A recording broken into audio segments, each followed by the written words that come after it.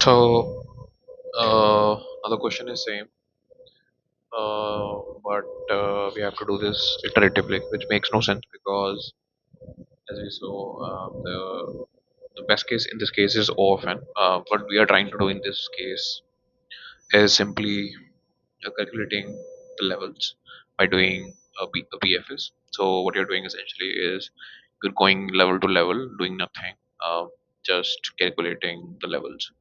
And in this case, the worst case will be off, and as we discussed previously also, in the case of skewed tree, and all the nodes are like stacked in one direction, the space complexity becomes off n. But if you have, say, a balanced tree like this, um, you will take the height, which is this one. So this is also sort of a height only, but in this case we can be more definitive, and we can say that the number of nodes, the space complexity will go in the off ends, not generalized off edge, right? um, yeah, so we'll do the same thing, find out the height, but we'll do this iteratively by using BFS traversal, calculating each level, which is essentially what the question demands from us. 3 9 20 15 7, 3 9 20, let's see, 3 9 20 15 7, 15 7. Okay, so what is expected is you find out that it has three levels, and hence the height is 3. Now let's do a dry run for this. um how do you start? So simply you have a queue, right? You have a queue. What you do is first of all push the root, right?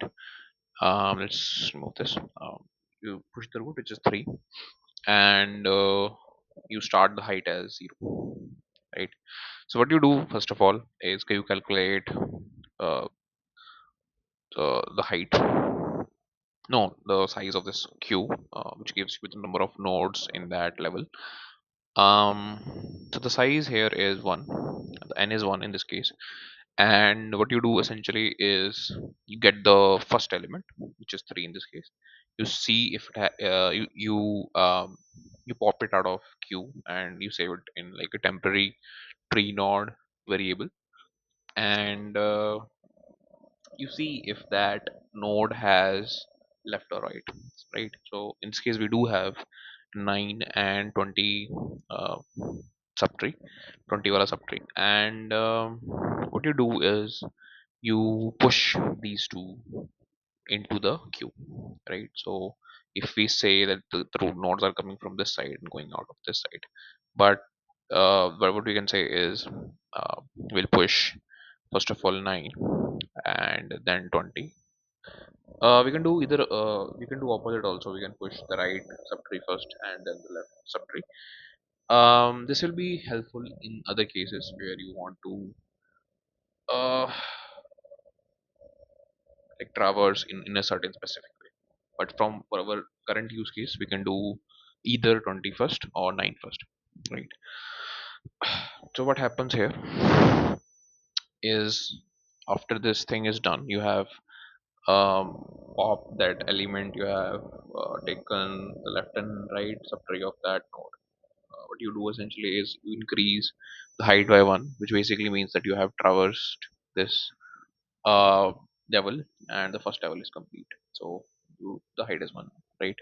Now we have 2 9 and 20. So you take 9 as the current, you see if it has left and right. It does not, so you do not push anything to the queue, and you just increase. You do not push anything to the queue, but the for loop, which is for that level, continues running. And since we have two members in the queue this time, so this level has two nodes basically. For the 20 node, what you do is you see if there is left and right. So we do have 15 and 7, so you can push either 15 first or 7 first, but we push 15 and then 7, and the 9 is popped out, and the 20 is also popped out. So for 20 we checked if it has left or right, and we pushed them inside, right? and we increase the height after these two are done. So this level is complete, this level is traversed, so we will increase the height and the height becomes 2, right? And now we have 15 and 7. What do? You do the same thing. 15 is the current. If you see if it has left or right, it does not. You basically do nothing in this case, you just pop out 15, and the for loop for that level again runs, and we take the second um, node in the queue, which is 7. We do the same thing. It would, check if it has left or right. It does not. So we do not push anything into this. Just the 7 is popped out.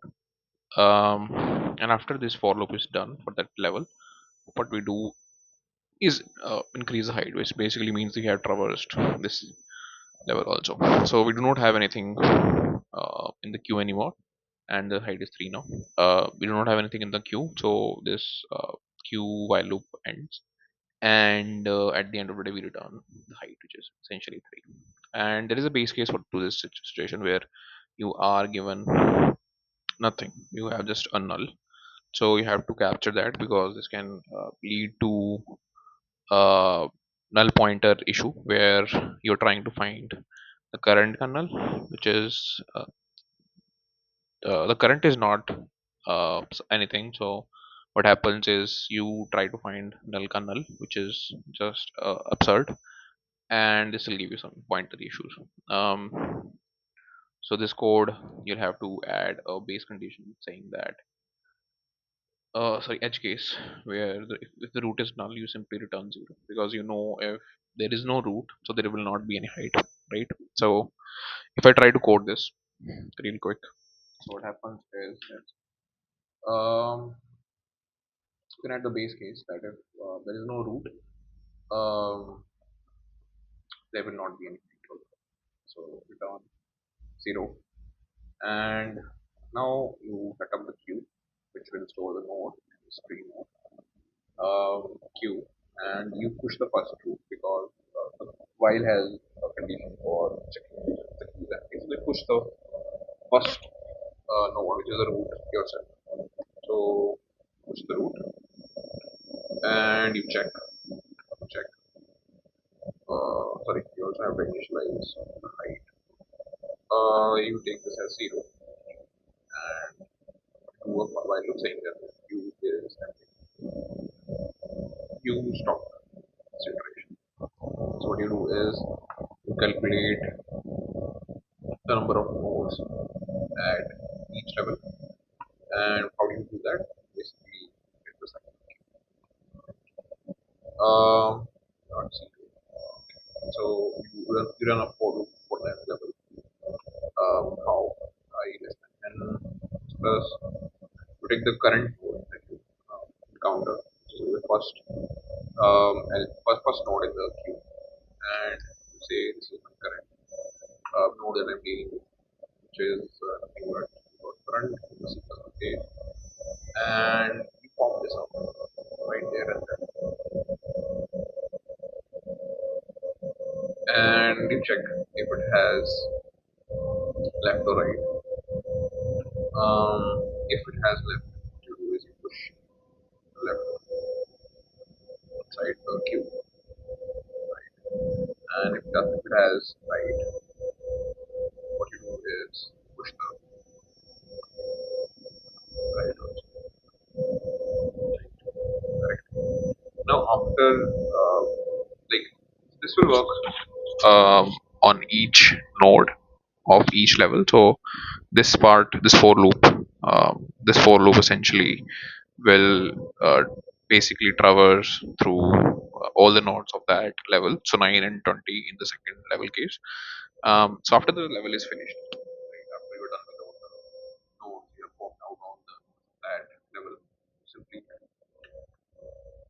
and in this case, when there is no nodes left, the queue becomes empty, and sorry, and just return right. Right. So if I just run this now, this is essentially what BFS is. You go level by level, which is also called level order traversal.